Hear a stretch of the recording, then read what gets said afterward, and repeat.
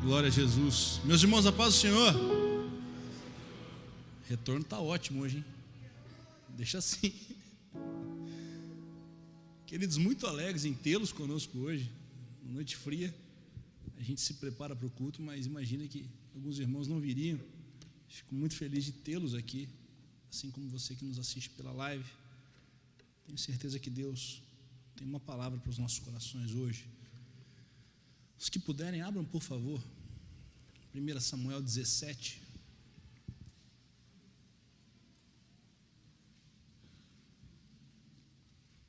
Samuel 17.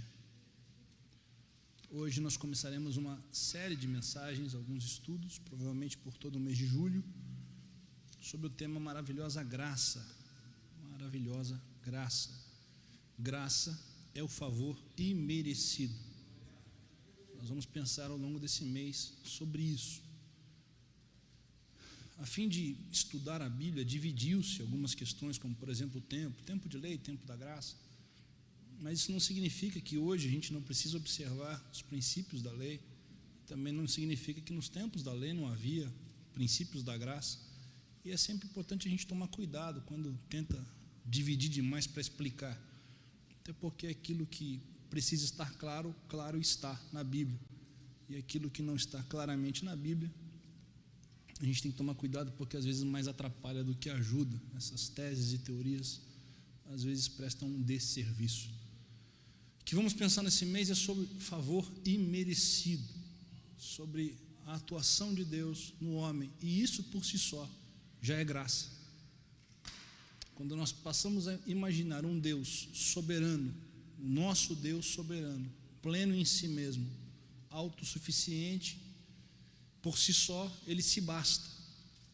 E aí ele decide criar a terra, o mundo, criar homens e partilhar com esses homens bondosamente, nos permitindo dominar, conquistar, viver, plantar, colher. Isso tudo desde o Éden só é possível devido à graça.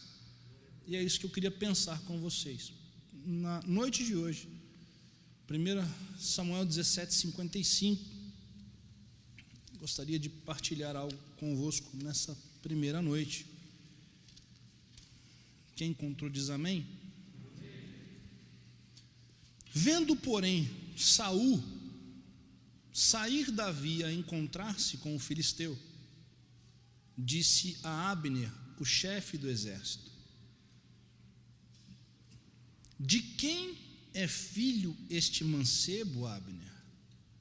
E disse Abner: vive a tua alma, ó rei, que eu não sei.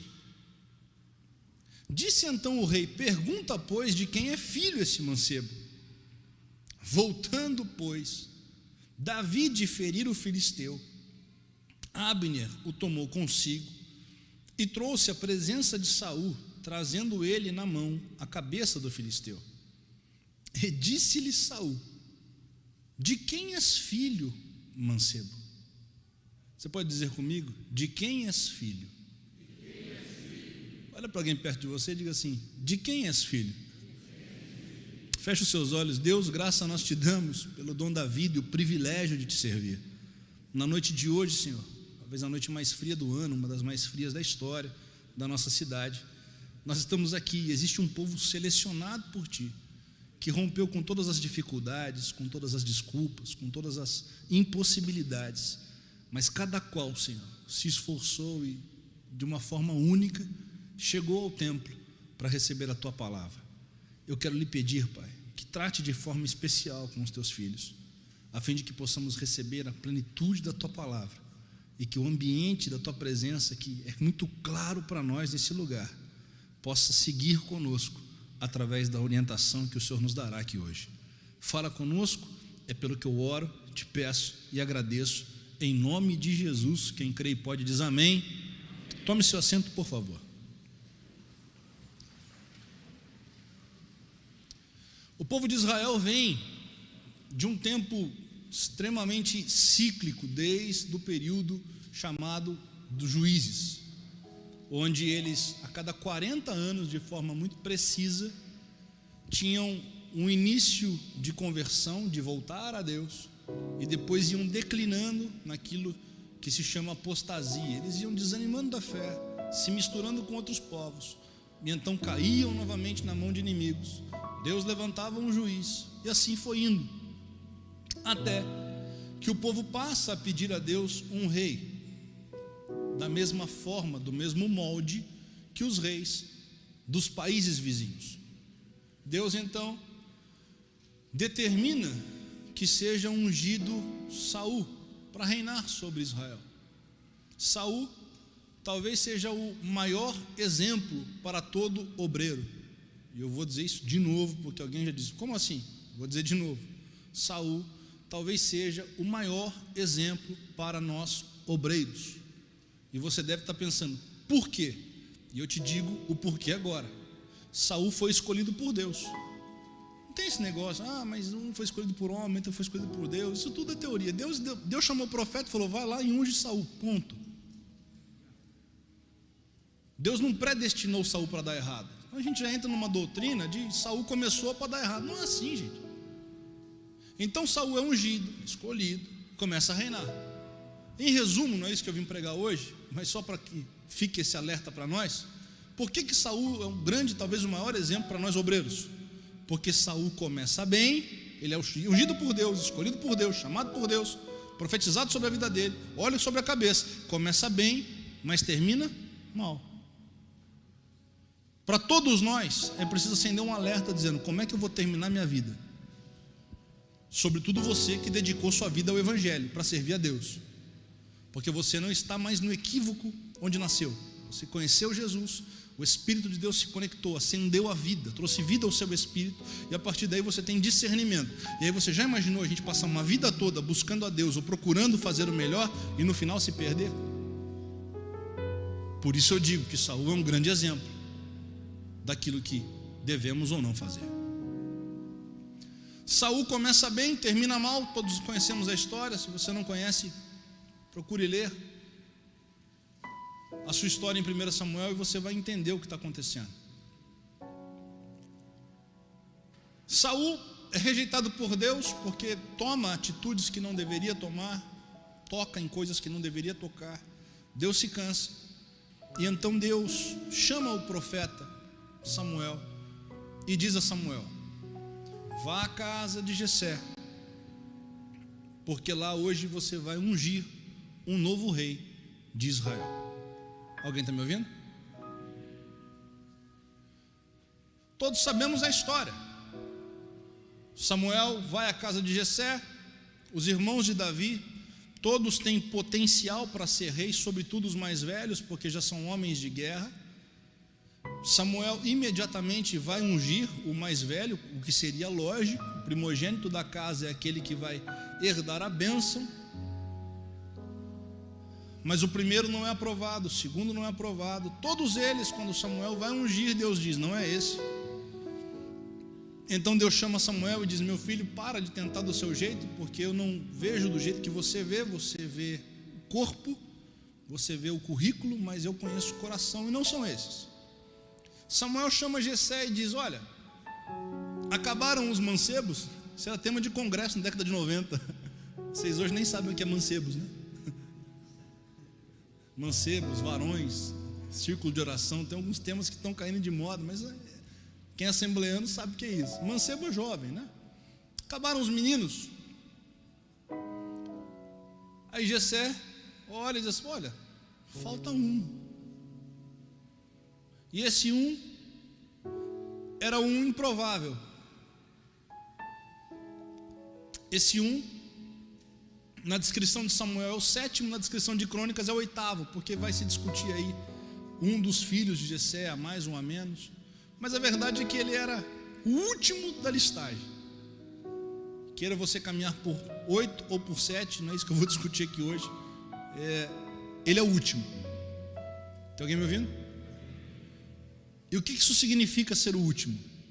Eu falei disso aqui num outro momento, não tão longe daqui, num outro culto, mas eu vou só lembrar vocês de algo. Toda a sucessão vinha sobre o primogênito, ponto. Nasceu o primeiro filho, o homem, ele é o herdeiro direto do pai.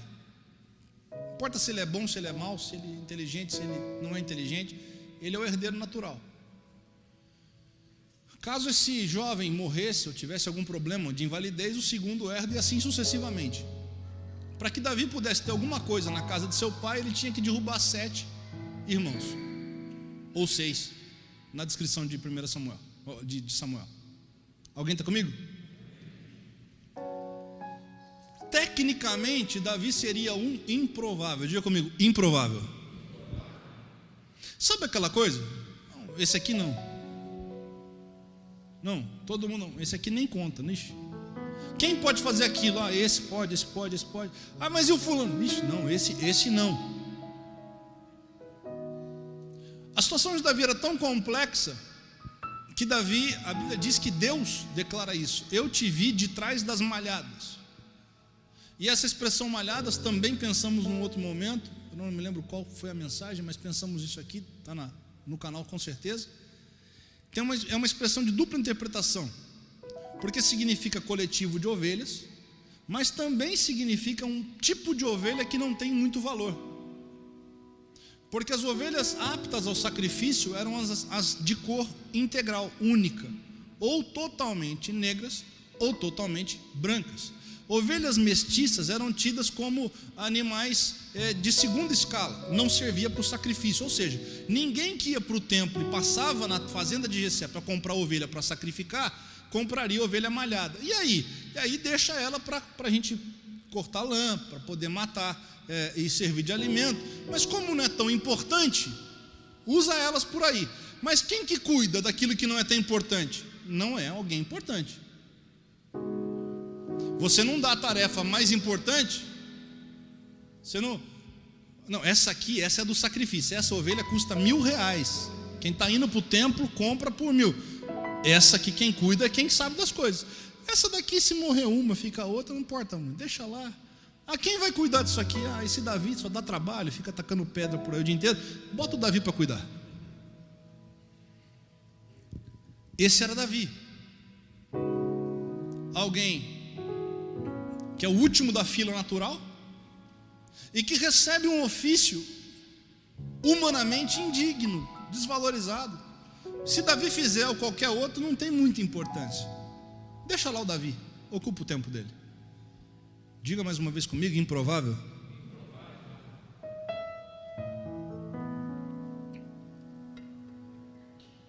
Davi então, cuidando dessas ovelhas sem valor, cresce.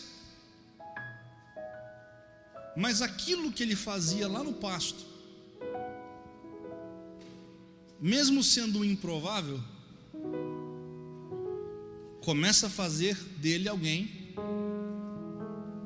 improvável diante dos homens, mas extremamente aprovável diante de Deus.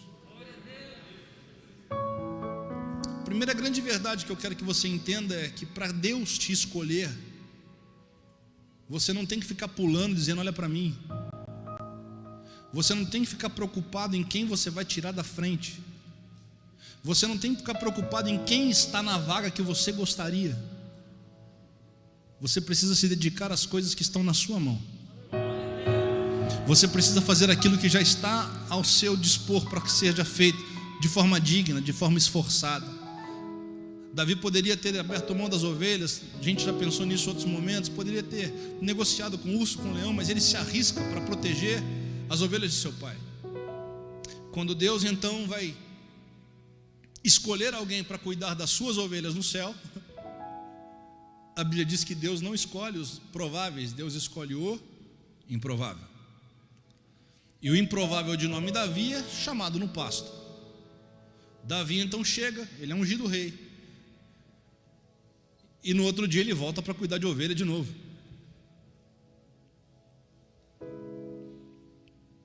Mas Deus não está equivocado. A história para nós homens está extremamente estranha, porque alguém ungido rei já deveria estar no caminho dele.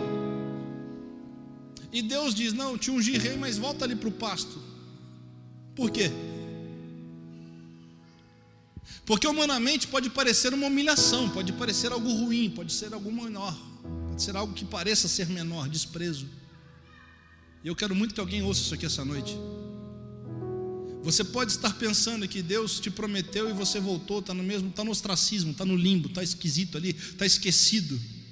Eu venho aqui para ser boca de Deus para alguém. Deus está dizendo: eu estou te escondendo porque o tempo ainda não chegou. Alguém me ouve? Deus está dizendo: eu estou te guardando na posição porque o tempo ainda não chegou.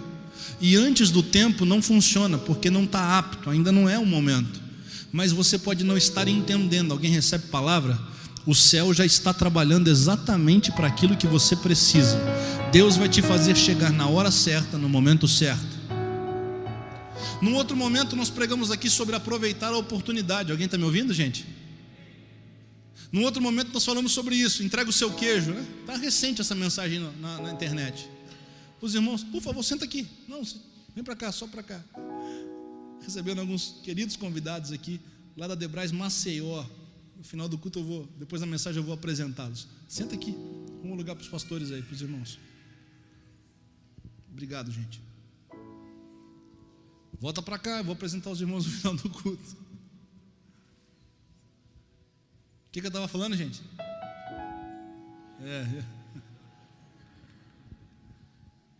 Há pouco tempo atrás nós pregamos: entrega o teu queijo. Quem não viu essa mensagem, volta, vai lá no canal, é realmente importante. Depois, agora não, no final do culto você vai lá no canal e assiste essa mensagem e vai conectar as ideias, aí você vai entender alguma coisa. Deus então, na hora que Davi talvez menos espera, cria uma oportunidade. Davi vai entregar o queijo, e então ele é posto diante de uma oportunidade. Mas Davi vê uma oportunidade onde todo mundo só via dificuldade. Tem alguém aqui, gente? Não, vou perguntar de novo. Tem alguém aqui? Você não entendeu o que eu disse. Davi vê uma oportunidade onde os outros só viam dificuldade. Não entendeu? Vou melhorar isso. Qual é a grande diferença quando você está debaixo da bênção de Deus e a unção de Deus sobre a sua vida? Não é um dia diferente, é um dia como qualquer outro dia. Mas sem que você note, Deus transformou a sua mente. Deus mudou a sua visão. Você não percebeu, você não vai acordar um dia levitando, você não vai acordar um dia enxergando coisas. Não, você vai acordar um dia como qualquer outro dia, mas vai notar que vai começar a perceber coisas que os outros já não percebem mais. Por quê? Porque há 40 dias Israel está envergonhada. Quantos dias, gente? Caiu um pouco o retorno, estava melhor. Só alguma coisa aqui. 40 dias eles estavam sendo humilhados todo dia. Golias, um gigante filisteu, se levanta e diz assim: gente, vamos fazer o seguinte, não vamos brigar todos nós, mandem um representante de vocês, lutem comigo, se ele me vencer, acabou o problema. 40 dias diz a Bíblia que Saul se retrai, os irmãos de Davi se retraem, todos eles estão com medo, paralisados. Todos eles não têm coragem de se manifestar. Então a Bíblia diz que surge Davi entregando o queijo, ouve a notícia e diz: eu vou. E é aqui que eu começo a pregar, preste atenção. Quando Davi decide ir lutar contra Golias, alguém acreditava nele?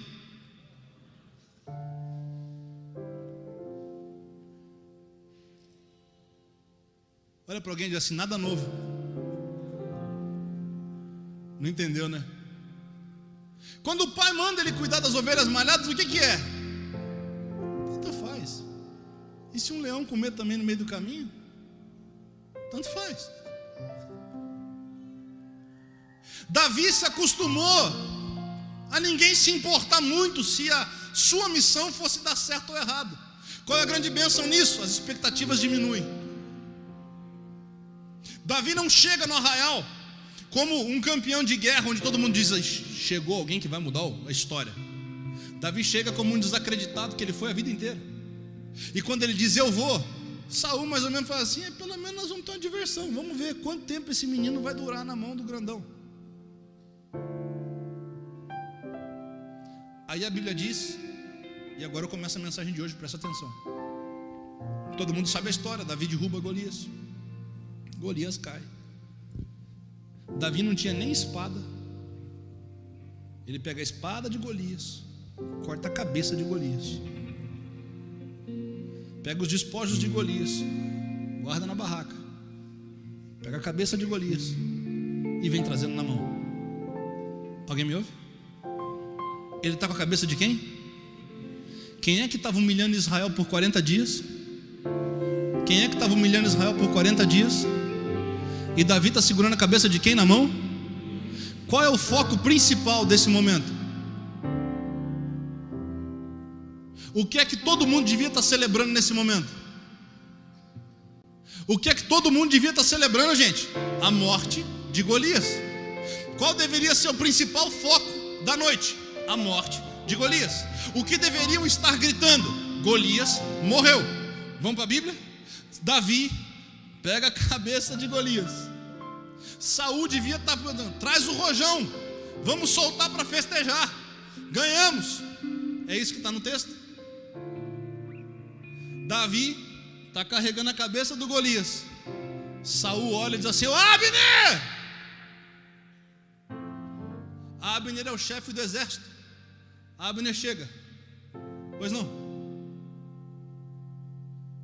Pega Davi, solta rojão com Davi, comemora com Davi. É isso que diz o texto?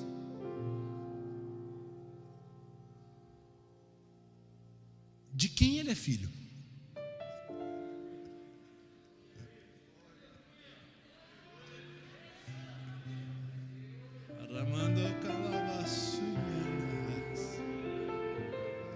E é isso que eu vim pregar ao seu coração hoje. De quem você é filho? Tem pessoas que não progridem na vida se desculpando pela má criação que teve, pelas não oportunidades que tiveram. Meu pai me abandonou, minha mãe faleceu, meu pai morreu cedo, eu não tive paz, eu tive dificuldade.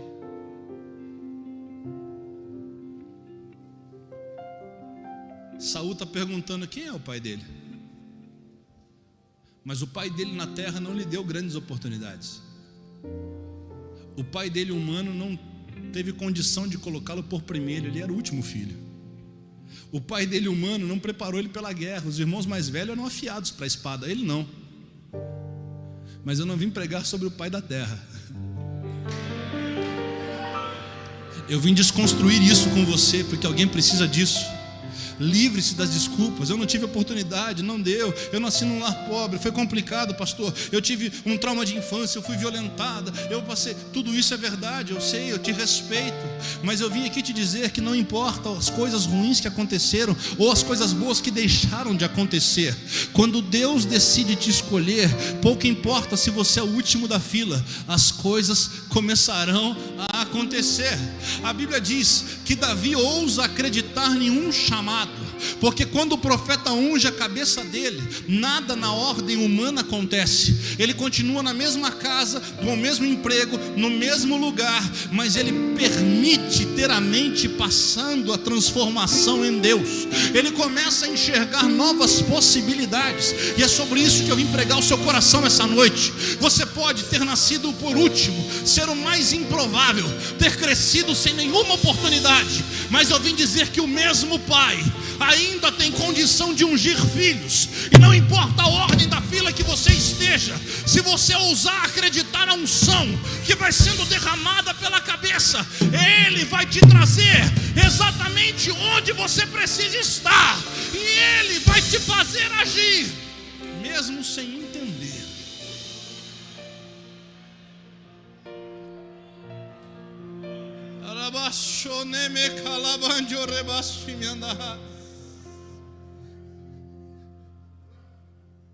O pai natural de Davi não consegue dar muita coisa para ele. O pai natural de Davi não dá muita informação, não dá muita moral. Ele é o 8º filho. Mas eu não vim aqui, gente, falar sobre o pai que dá o sobrenome. Eu vim pregar sobre o pai que derrama unção. Eu não vim pregar sobre o pai que está no teu RG ou que não está. Eu vim pregar sobre o pai que escolheu você antes de você nascer e disse: você é meu. eu tenho um projeto na sua vida, eu vou mudar a sua história. Eu tenho em você alguém infinitamente maior do que você pode imaginar. Alguém recebe essa palavra, e sabe o que acontece quando um filho ouve a voz desse pai?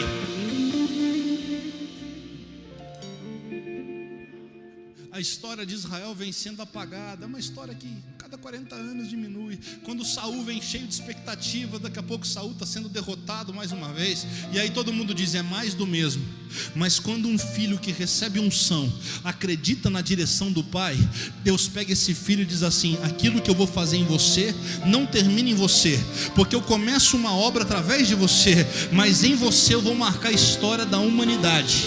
Eu vou marcar a história da tua casa, eu vou marcar a história da tua família. Você pode ser o improvável, o último da fila, aquele que ninguém liga, mas o que eu vou fazer não é só te dar dinheiro, não é te dar uma boa provisão. Eu vou marcar a história, porque até aqui você é o 8º filho de Jessé, mas um dia as nações vão dizer: o filho de Davi vai pisar sobre a terra, o meu filho vai ser chamado do teu filho, o seu nome, Davi, vai marcar a história da humanidade. Alguém está me ouvindo?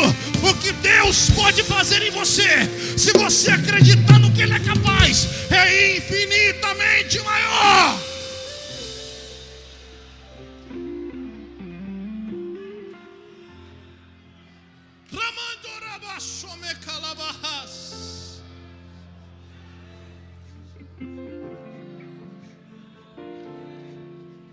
Olha para um crente bem no olho dele, com máscara, com cuidado, mas olha o olho e diz assim: o que Deus vai fazer não vai combinar de onde você veio, não.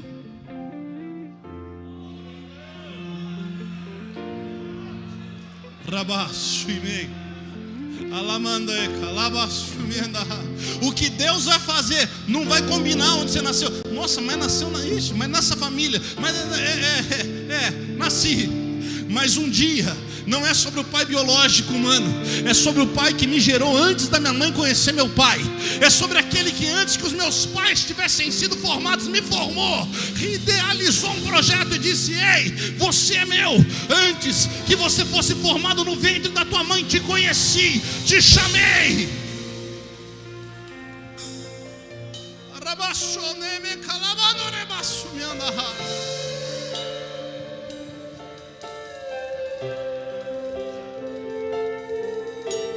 O que traz a vitória, Davi? Ele reconhece a presença do pai. Davi aprendeu a lutar com espada? Depois sim, aqui não. Davi sabia manejar uma espada? Malemar. E ainda que soubesse, qual probabilidade, qual chance ele teria contra um homem 2 vezes maior que ele? Uma. Mas Davi não ousou acreditar em si, nem em Jessé, nem em Saul. E Saul até tenta. E aqui eu quero só abrir um parênteses: não se desconfigure, não se desfigure, não mude no meio da caminhada. Existem coisas que precisamos mudar, sim, mas não porque outras pessoas querem colocar. Por quê? Porque se Davi vence com a armadura de Saul, Saul ia estar de pé dizendo assim: minha armadura luta sozinha. Mas Davi olha, ele até experimenta e diz assim: Senhor, me desculpa, mas até aqui eu não cheguei porque o Senhor mandou chamar, nem cheguei porque meu pai me trouxe. Eu cheguei aqui porque lá escondido onde eu estava e ninguém acreditava em mim, meus irmãos zombavam, meu pai me dava nada para fazer, ninguém se importava em quem eu era, mas lá no mato eu tocava harpa e falava com ele, e isso subiu como um cheiro suave, e isso fez com que ele mandasse me chamar. Se eu cheguei aqui hoje, não é pelo que eu tenho, não é pelo que eu sou, não é pelo que eu faço, é porque ele me escolheu. Então eu vou continuar desse jeito. Eu não dependo de armadura, eu não preciso de espada, eu não preciso de lança, porque se ele me trouxe até aqui, quem me trouxe garante.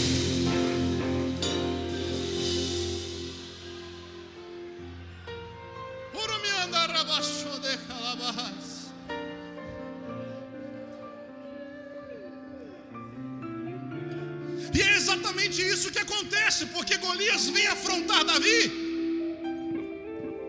e Davi faz o que para ele?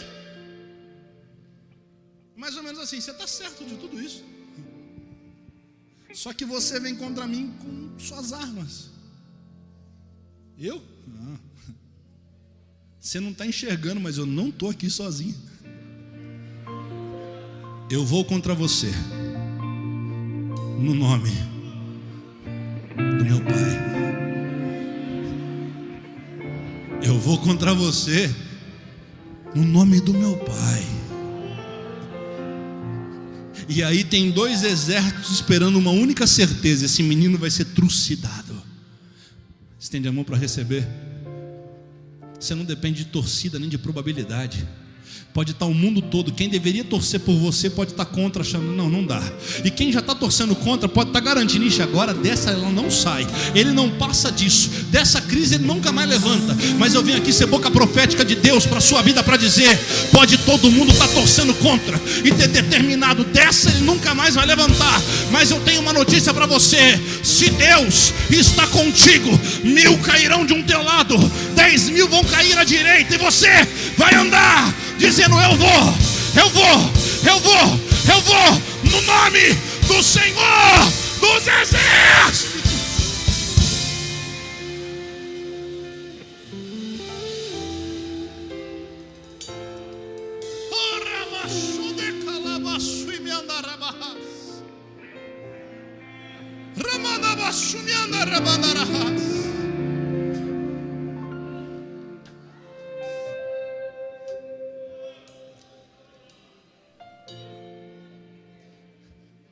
Davi olha para ele e diz assim: tu vens a mim com espada e com lança e com escudo, porém eu venho a ti em nome do Senhor dos Exércitos, o Deus dos exércitos de Israel, a quem tem afrontado. E quem conhece o Pai é ousado. Quem conhece o Pai, por que conhece o Pai? Porque sabe que o Pai não começou agora, o Pai começou lá no oculto, escondido. Aí Davi levanta e fala assim: hoje mesmo o Senhor te entregará na minha mão. Quem anda na presença do Pai tem convicção. Não menospreze Golias, ele é grande, dá medo, é como o vento que sopra em Pedro. Mas eu tenho algo de Deus muito importante para te dizer: enquanto você continuar vacilando, é porque você está olhando para algum lugar que não seja o Pai. Davi não teve coragem em Davi ou em Jessé ou em Saul para enfrentar Golias. Davi buscou coragem e encontrou verdade, coragem no Pai. Porque enquanto Davi olha para Davi, Davi diz, eu não sei, eu não posso, eu não tenho. Mas quando ele olha para o Pai, ele diz assim, o meu Pai não é só meu Pai, ele é o meu Pai que recebia os meus louvores no mato. Ele recebia quando eu falava com ele lá escondido, adorando. Mas ele também é o Senhor dos Exércitos. E hoje ele não está aqui como meu Pai, ele não está aqui como o Senhor que é o meu pastor e nada vai me deixar faltar. Não, ele está aqui como o Senhor dos Exércitos de Israel. E hoje, não é amanhã, nem mês que vem, é hoje. Você vai cair. Pastor, o que é isso? Você precisa ter convicção no Pai que te escolheu e te ungiu. Se você está vacilando, é porque está contando com alguma coisa que não é o Pai. Porque quando você conta com o Pai, você sabe que não há sombra de variação. Talvez você esteja entrando diante de Golias, contando com outra força. Então larga esse escudo, larga essa lança, larga a armadura de Saul e volta para pegar a pedra do Jordão, dizendo, eu não estou entendendo nada, não sei porque estou nessa batalha, não sei como é que eu vou vencer, mas se Deus está comigo, Ele garante.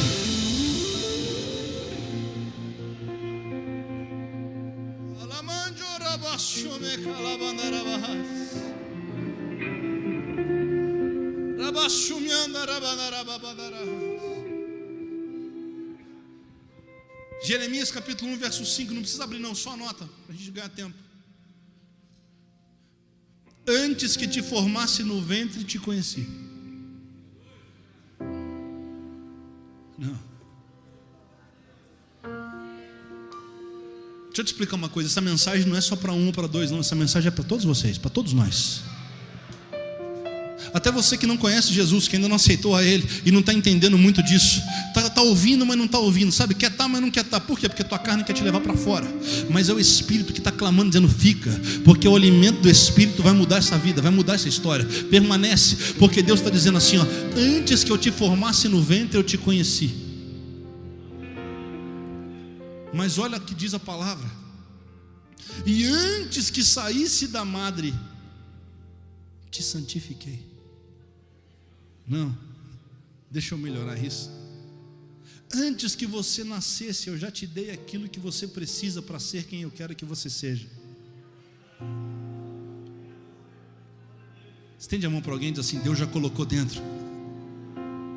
Não, estende de verdade assim: está aí em algum lugar.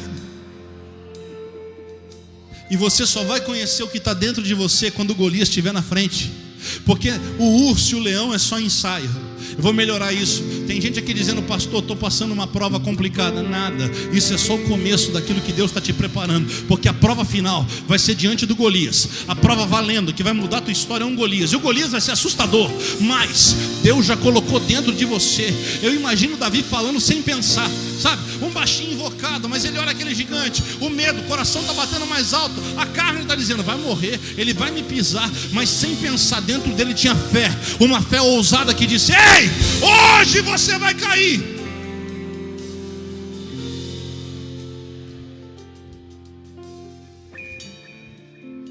E a Bíblia diz assim: as nações te dei por profeta. Ele já colocou aí dentro o que você precisa. Talvez você ainda não conheça, não saiba, mas está aí. Talvez hoje você diga: não, pastor, eu não. Qualquer um menos eu. Eu sou o improvável. Eu vim te dizer que quando o Pai dos céus te tocar, o improvável se torna plenamente provável, plausível, claro como a luz do sol. Alguém me ouve?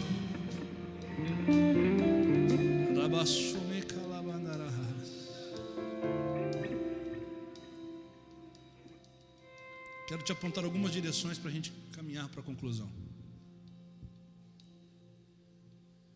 Quando a gente chega diante do gigante, diante da prova final, diante daquilo que Deus vai usar para mudar a nossa história, me ajuda a olhar, pregar, olha para alguém e diz assim: não adianta olhar para trás.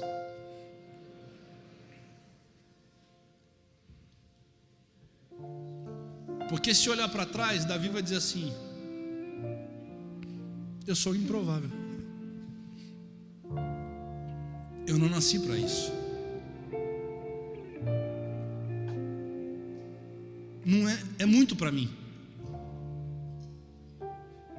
Mas quando Deus decidiu te ungir, te escolheu, Deus está dizendo: eu vou te usar para ser protagonista de um novo tempo. Vai haver um tempo antes de você e outro depois de você. A história ao seu redor será uma antes e depois de você. E isso é a graça. A graça é quando Deus, o Pai, escolhe um improvável e diz assim: vou te fazer grande entre as nações. Vou soprar o seu nome, vão saber quem é você. Não, olha aqui para mim. Imagina Davi tocando o gado do pai, brigando com urso e leão, e alguém dissesse assim: Davi, você vai ser o maior rei da história de Israel. Acho que ele mesmo ia rir e dizer assim: conta outra. Eu não vou ser nem o sucessor direto do meu pai. Se o meu pai morre hoje, eu não herdo nem a casa. Essa era a história dele. Imagina alguém dando um tapinha nas costas: ei, Davi, você vai ser o homem segundo o coração de Deus. Eu? Não. Meu maior ofício é cuidar de ovelhas que não têm valor. Não olha para trás. Não é sobre quem você foi. Nunca foi sobre quem você foi. A história de um filho ungido começa a partir da unção. Algumas experiências servem, outras não servem, mas é depois da unção que as coisas vão começar a acontecer. Eu não sei quem precisa dessa palavra, mas eu estou liberando para quem crê e acredita nela. Esquece as coisas que para trás ficam. O que serve de bom, que seja experiência. O que não serve não pode te prender. Porque enquanto você olhar para suas limitações, o quanto você não pode, o quanto você não deve e o quanto não deu, você vai se apequenar. Alguém está me ouvindo? Você vai se confortar. Já está bom. Quantos nos nossos dias vivem nessa onda? Tá bom. Eu já tenho mais do que o meu pai teve. Eu já conquistei. No Brasil tem essa moda, essa febre de casa própria, né? Ele comprou a casa própria. Não estou pregando contra, é uma benção ter casa. Mas aí o camarada comprou a casa para pagar até outra vida e ele já fala assim: estou satisfeito, tenho a minha casa. Pastor, isso é ruim? Não, estou dizendo isso não. Mas tem pessoas com tanto potencial que se prenderam a um bem, a uma realização. A carteira assinada na firma. Pastor, isso é ruim? Não. Mas se você se limitar todos os dias a um quadradinho de vida, onde é que está o projeto de Deus para você? Se você achar que a sua vida mesmo é de verdade, é só acordar, tomar um café, pegar o transporte, ir para o trabalho, passar o cartão, trabalhar, almoçar, sair, vir no ensaio, vir no culto, fazer um programa, ir ao cinema, ir ao teatro. Jesus largou o céu, encarnou na terra, nasceu na barriga de Maria, cresceu, morreu na cruz para isso.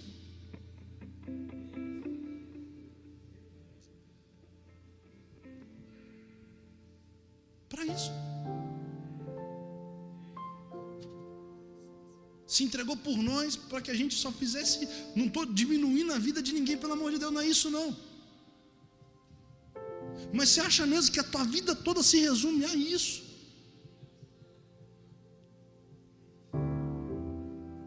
Deus tem coisa grande na sua vida, na sua história.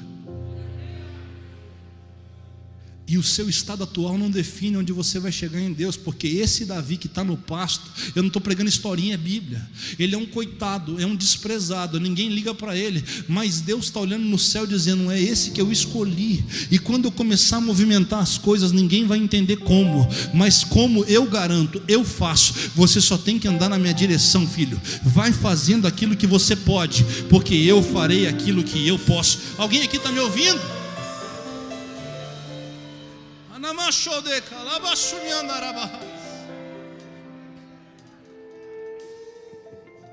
Ele era um filho improvável, o último da linhagem. E sobre alguns filhos improváveis, filhos que dentro da casa tinha tudo para dar errado, eu vou citar só dois para vocês. Vou contar uma história aqui, Filho de um homem sírio que quase foi abortado, porque o pai da mãe não aceitava que a sua filha tivesse um filho com um muçulmano. Aí essa mulher foge para os Estados Unidos e coloca um menino para adoção.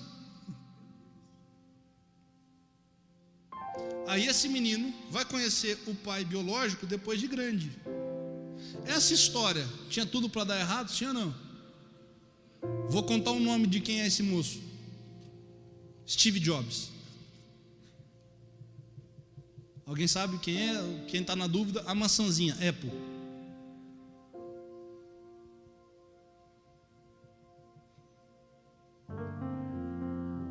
Um outro caso parecido, um cantor que não conheceu o pai. Com 22 anos o pai apareceu para falar: oi, sou seu pai. Tinha tudo para dar errado. A vida tragou ele muito cedo. E eu não estou aqui falando sobre espiritualidade, é sobre dar certo ou não. Esse homem, aos 22 anos, já era um sucesso no mundo, chamado John Lennon. São filhos improváveis, que não tiveram grandes oportunidades, que a mãe teve que ser mãe e pai. E você pode estar preso à desculpa: mas o meu pai não me deu uma herança, eu não nasci numa casa privilegiada, eu não tenho. Não, peraí, não tem nada a ver com isso. Porque quem vai mudar a tua história não é esse pai da terra, é o pai do céu. Eu preciso terminar isso, mas eu não sei se está claro para você, eu preciso ficar aqui até você entender. Se o seu pai foi um homem fantástico, maravilhoso, que te deu uma educação, que bom que você teve isso, mas ainda assim o seu pai biológico nunca terá capacidade de agregar sobre a sua vida aquilo que o pai do céu quer trazer. E é sobre isso que eu estou tentando explicar e pregar o seu coração já todo esse tempo.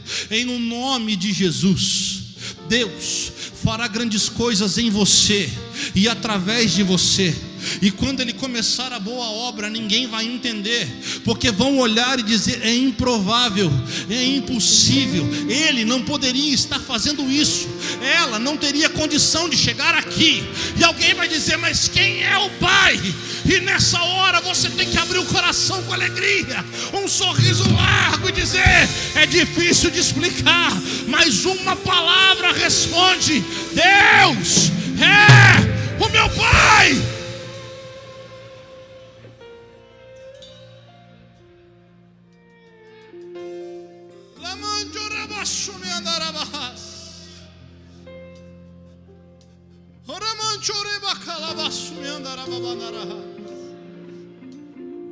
É esse o Pai. Eu quero terminar citando 2 textos de Gênesis para que a gente possa caminhar para a conclusão. Capítulo 12 do Gênesis, quem puder abra comigo aí.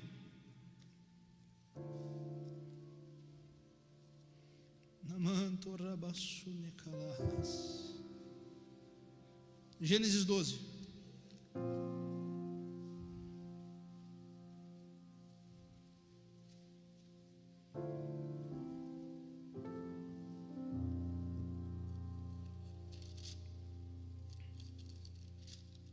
Primeiro versículo. Ora, o Senhor disse a Abrão: sai da tua terra, da tua parentela, da casa do teu pai, para a terra que eu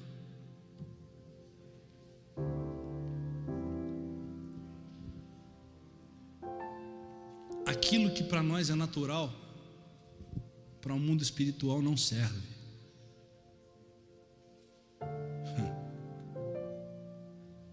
Porque enquanto Abrão estava na zona de conforto daquilo que ele conhece desde sempre, onde está Deus?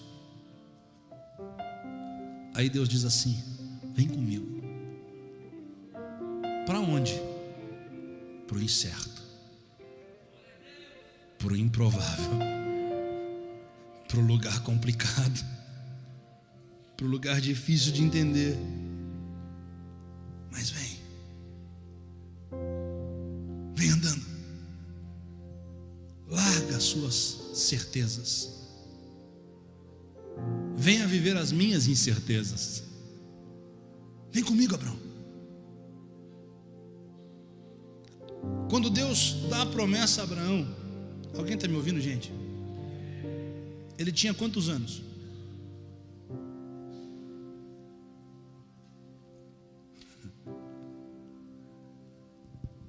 Deixa eu melhorar isso.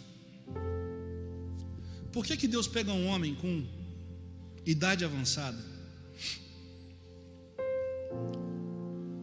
aos 80 anos, e diz para ele assim: vou fazer de você um pai?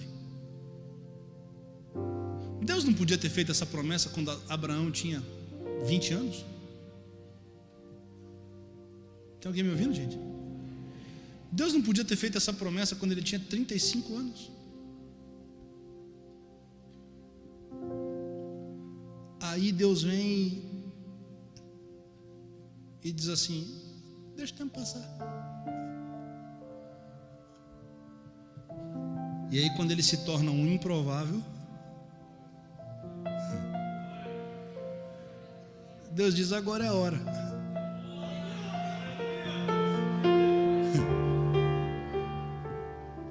Alguém já entendeu? Eu vou melhorar isso de forma muito calma.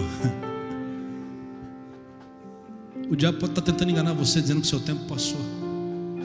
já passou o prazo da validade, já não é mais a hora, não dá nem tempo de recomeçar agora, pastor. Eu tenho uma palavra de Deus para a sua vida. Quando Deus decide tocar, tudo pode estar contra, mas todo mundo vai ter que olhar e dizer assim: não dá, não pode, não é natural, não é possível. Eu sei de onde ele veio, eu sei quanto dinheiro ela tinha, eu sei a dificuldade que ele enfrentava, eu sei onde ele trabalhava, eu sei quem foi o pai, eu sei o bairro que ele cresceu. E as pessoas podem saber tudo, mas elas têm que entender ou engolir uma coisa: quando Deus decidiu chamar e você decidiu obedecer, todas as probabilidades, todas as regras, todas as lógicas vão caindo por terra. Por quê? Porque Deus decide e abençoa quem Ele quer, quando Ele quer, como Ele quer, da forma que Ele quer. Deus não depende de lógica, nem de aprovação humana, nem de 10, nem de 1000, nem de 50, nem de tantos quantos que forem necessários. Deus não depende da aprovação de ninguém. Quando Deus decide pegar um ninguém e transformar em alguém, eu vim pregar para você que o teu pai está só te olhando e dizendo: deixa o tempo passar. Você pensa que não tem mais jeito, você pensa que vai morrer atrás dessas malhadas, você pensa que os grandes desafios será leão e urso. Não, eu vim aqui pregar para você: se prepara, porque Golias está chegando aí, e depois dele vai ter Saul, vai ter exército, vão ter nações, mas Deus estará contigo em todas as batalhas.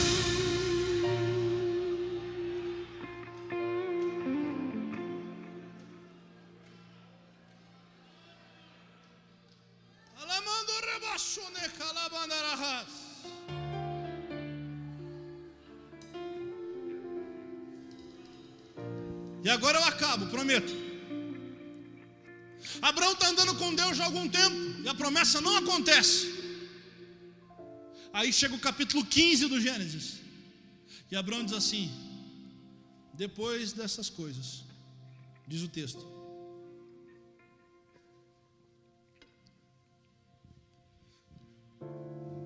veio a palavra do Senhor a Abraão em visão, dizendo: não temas, Abraão, eu sou teu escudo, teu grandíssimo galardão. Então disse Abraão: Senhor Jeová, que me has de dar?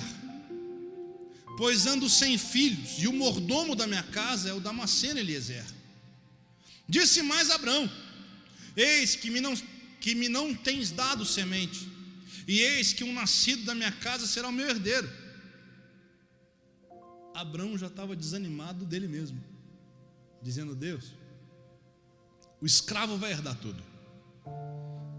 E eis que veio a palavra do Senhor a ele, dizendo: esse não será teu herdeiro, mas aquele que de tuas entranhas saía, esse será o teu herdeiro. O que você nota nesse texto? O verso 1, 2 e 3, Abraão está falando para Deus sobre Abraão. De tudo que eu estou pregando, presta atenção, talvez essa seja a parte mais importante da mensagem. Olha para mim. Existe um pensamento megalomaníaco no meio de crente hoje, colocando a gente no lugar que a gente não tem nem condição de estar. Deixa eu te contar uma coisa, desconstruir a casinha de alguns aí. Deus não precisa e não depende da gente para nada. Aí Abraão quer dar um toque para Deus, diz assim: sabe o que é? Passou o prazo, não dou conta mais de gerar, não dá para ter filho mais. O senhor não leva a mal, mas eu já até entendi o que vai ser, ó. É o Eliezer que vai ser. Tem coisa pior, gente, do que gente negativa, que ainda vem com mais explicação negativa. Abraão está falando para Deus porque Abraão está olhando para Abraão. E tem gente aqui que está se frustrando porque está olhando para si. Você pensa assim: como que eu vou fazer isso? Como que eu vou agir ali? Como que eu saio dessa? Como que eu compro aquilo? Como então? Como que eu vou cumprir essa missão? Não. Deixa eu te contar uma coisa, irmão. Nunca foi sobre você. Porque aquilo que era sobre você ficou lá em Ur. Aquilo que era sobre você, Deus já falou: e fica lá atrás. Por quê? Porque para onde eu estou te levando só cabe aquilo que eu vou trazer. e é infinitamente maior do que aquilo que você pode pedir ou pensar, segundo o poder que você opera através da minha presença. Alguém está me ouvindo? Vou para a Bíblia. Aí a Bíblia diz assim,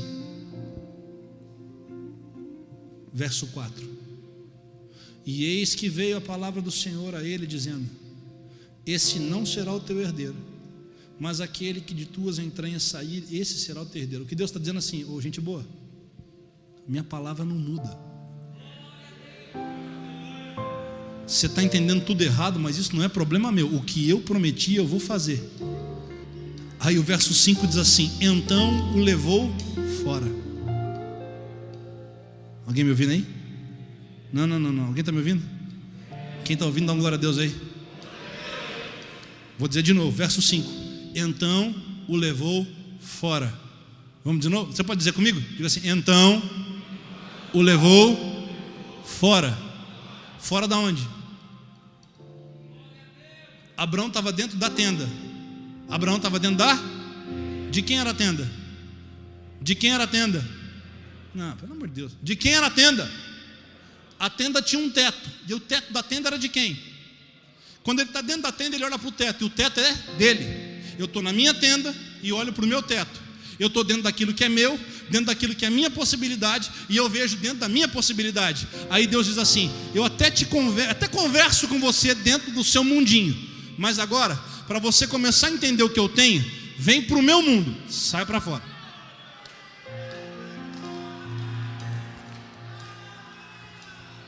Abraão está depressivo na tenda, deitado, olhando para o céu. Já viu o céu de tenda? Teto de tenda? Teto de tenda é um monte de tecido pendurado. Ele está vendo uns tecidos, a 1,5 metro da cabeça dele. Aí Deus diz assim: dentro da tua condição, a tua visão é limitada dentro daquilo que você tem ou não tem. Mas vem aqui um pouquinho, que agora eu vou te trazer para o meu ambiente. Ei, olha para cima. Consegue tocar? Não dá. Pula, não consigo. Pega a escada, não dá. Sobe a montanha, também não dá. Pega um avião, não consigo ultrapassar. Então o seu teto é o teto da tenda, mas o meu não tem limite. Vem pra cá, meu filho, a minha promessa não caiu.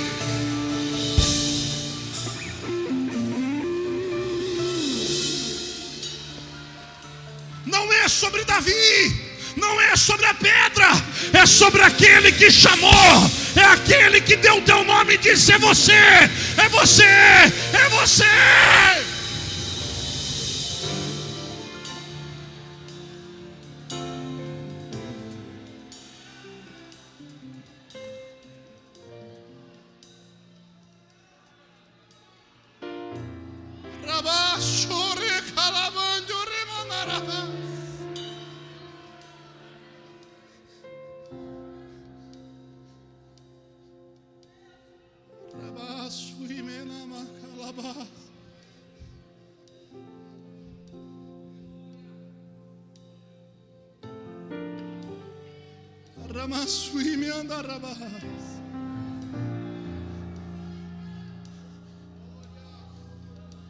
Saul está olhando e está dizendo: quem é o pai? Quem é o pai? A pergunta de Saul está dizendo: não pode, porque o filho do pastor não podia estar vencendo um gigante com uma pedra. Não pode, porque quem veio lá da periferia não pode dominar sobre os homens. Não pode, porque quem nasceu e foi criado sem o pai no RG não pode se tornar um empresário bem-sucedido. Não pode, porque quem tem passagem pela polícia não pode constituir uma nova vida. Não pode. O Saul vai continuar olhando para a tua história e diz assim: não combina com a origem, não combina de onde ele veio. Mas sem entender o que Davi está dizendo, o que Saul está dizendo é: quem é o pai? Saul não vai entender a resposta, mas você precisa entender. Quem é o pai? Feche os seus olhos, curva a sua cabeça. Quem é o pai? Quem é é o seu Pai. Fui escolhido por ti, fui separado. Deixa o Pai te abraçar aí. Para ti. Espírito Santo, derrama graça sobre os teus filhos hoje. Unção nova. Quem sou eu?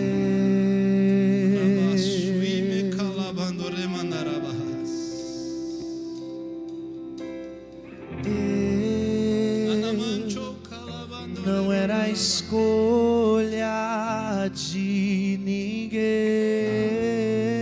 Responde para os seus adversários quem é teu Pai. Responde Responde para você quem é teu Pai. Você que se sentiu limitado até hoje, briga com você mesmo aí. Acorda espiritualmente. Eu tenho um Pai, e o meu Pai, os pés dele estão sobre a terra. Seu trono está no céu. Todas as águas do mundo ele faz uma conchinha na mão e segura. Ele pesa os montes com balança de precisão. Não é sobre aquilo que te falta, não é sobre aquilo que você não consegue. Você tem um Pai, e esse Pai me traz aqui essa noite para te acordar, para te fazer lembrar. Não há impossíveis, não há tempo, não há escassez. Ele é Pai. Improvável, mas escolhido, incapaz, mas vencedor em ti, Senhor. Oh,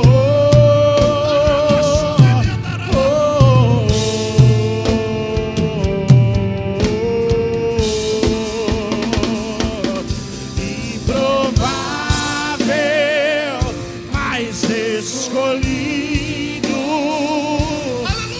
incapaz, mas vencedor em ti, Senhor.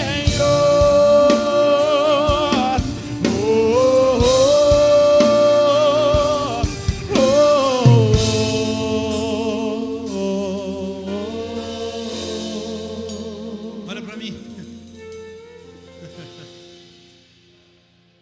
Lembrou do Pai? Fique em pé.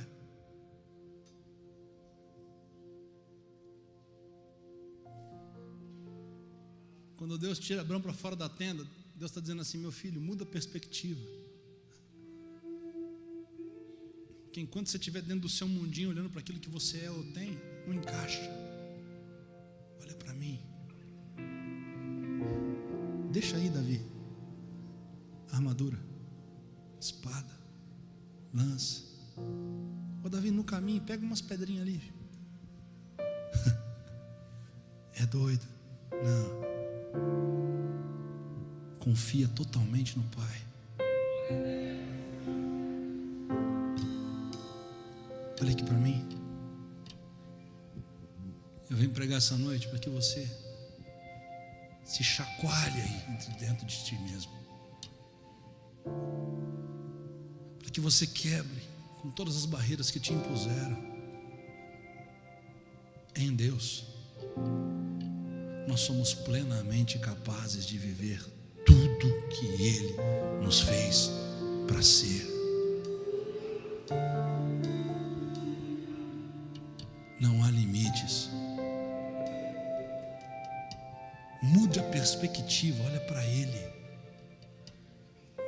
E quando você olha para Ele, você não verá sombra de variação ou de problema. Tem gente que está me ouvindo dizendo: pastor, mas é tão difícil. Mas me diga algo na Bíblia que foi fácil. Se coloque na posição de tantos que lutaram na Bíblia com as armas de Deus. E quais elas foram? Dá uma volta no muro aí, 7 dias, no 7º dia, 7 voltas, depois grita: ô Deus, o Senhor está de brincadeira comigo, eu preciso derrubar uma muralha. O Senhor manda dar voltinha e depois cantar glória a Deus. Ô Gideão, despede todo o exército e fica com 300 e aí vai lá com buzina e com cântaro. Não é fácil, senhores. Ô Davi, despreza a armadura do rei e pega 5 pedrinhas. O que todas essas histórias e tantas outras têm em comum? O pai.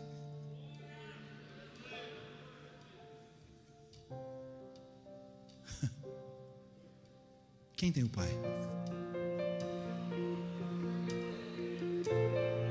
Liberte-se das amarras. Sai para fora dessa tenda. Corre para o arraial dos filisteus hoje. Pegue as suas pedrinhas do Jordão e vai diante das adversidades, porque Deus me traz aqui para te dizer: eu sou o seu pai. Ninguém vai entender o que eu vou fazer. Podem não comemorar a tua vitória e podem querer te diminuir, mas eu estou começando essa obra e ninguém vai impedir. E quem ficar contra você vai ficando pelo caminho, porque se Saul não quiser entender quem é teu pai, Saul vai ficar, mas você vai continuar. Provável, mas escolhido,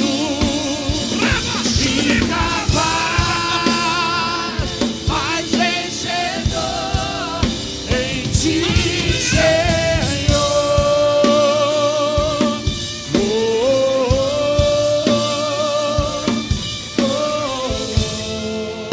Olha para mim.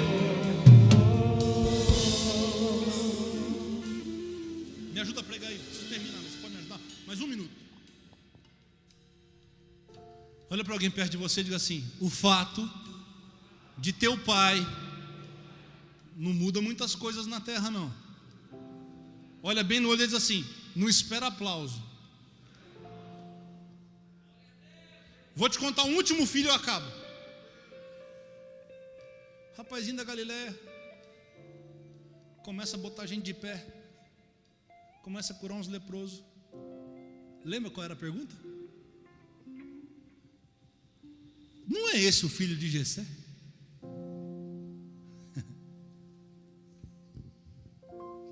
Se você parar porque não reconhece o seu pai, nunca vai chegar no trono. Quem tem que ter convicção do pai é você. O mundo todo pode estar zombando, dizendo: ih, você é só o filho do Zé, o carpinteiro da Galileia. Esse menino está fazendo, logo a gente resolve o problema dele. E aí coloca ele na cruz dizendo: resolvemos o problema dele. Mas quem tem pai, no terceiro dia a pedra sai de dentro para fora. Ele continua reinando até hoje. Todos os seus adversários já pereceram e ele continua do lado do Pai. Eu termino essa mensagem te dizendo: não espere aplausos, não espere que as pessoas te elogiem, não espere que porque está carregando a cabeça do Golias vão dizer parabéns, vão dar um tapinha nas costas, vão tentar te diminuir, vão tentar te desprezar, vão tentar te colocar para baixo, mas segura na mão do Pai e continua avançando. Mas escolhido,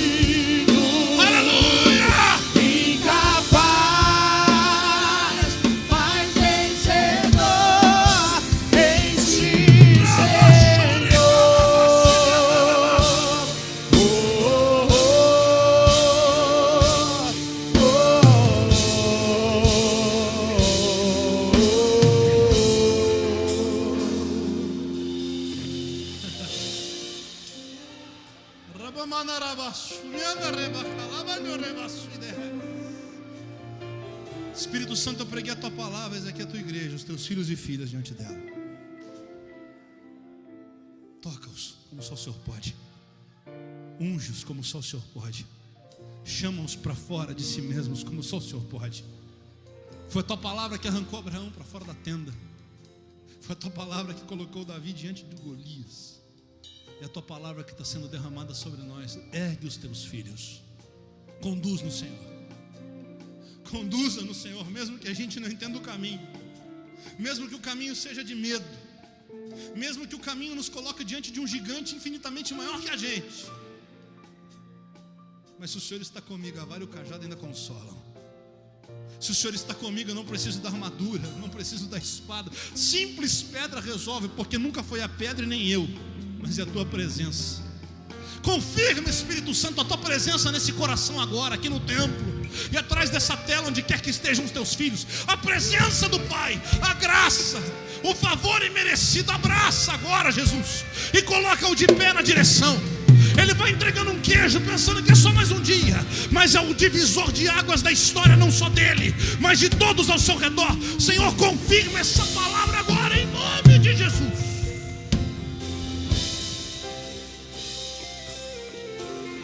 Senhor, abençoa os teus filhos, Senhor, em teu nome. E quem recebe a palavra, aplauda o nome dele aí, adorando. Aleluia! Aleluia! Improvável, mas escolhido. Aleluia! Incapaz, Pega uma brota e agora vai! mas vencedor em ti, Senhor. Aleluia! Oh, oh, oh,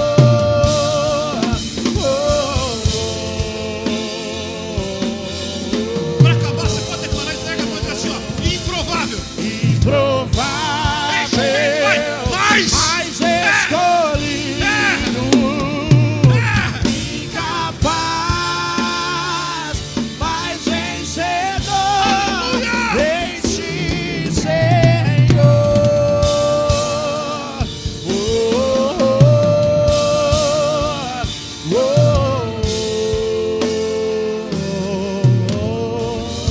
Aleluia, aleluia, aleluia, aleluia, aleluia. Arramando, calamando, rabassuia. A noite mais fria do ano. Não aqui dentro, né?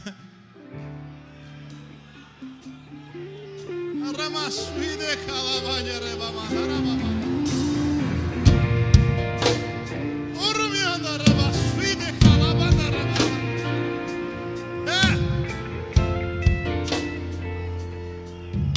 Que Deus em Cristo nos abençoe. Que a sua presença permaneça sobre nós e que você saia daqui portador dessa palavra.